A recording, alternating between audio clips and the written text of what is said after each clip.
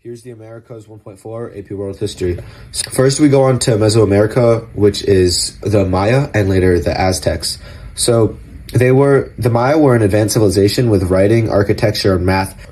The Mayans, like most other Native American societies at this time, had city-state political structure. What this means is that they had their cities, and these cities maintained most of the power in the region, kind of like in Greece.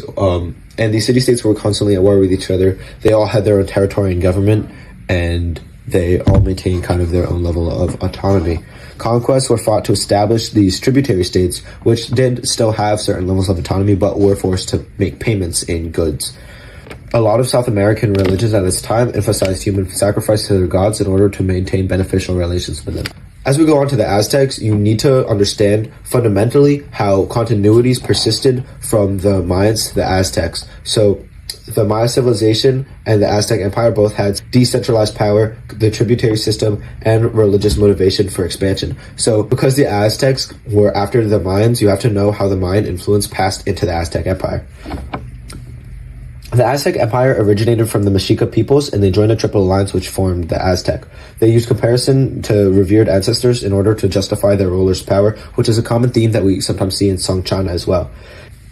Tenochtitlan was the capital city, and it had a commercialized economy, a very well-developed economy, probably one of the biggest economic centers in South America. They also had these big-ass temples.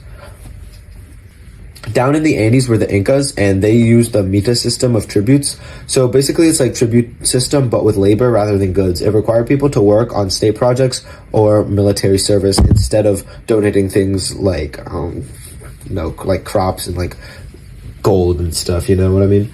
So you need to know the similarities that the Incans and the Aztecs had, which were that they expanded their empire rapidly, but also that they are different and that the Incans were centralized and the Aztecs were not. The Incans had a centralized bureaucracy and the Aztecs did not.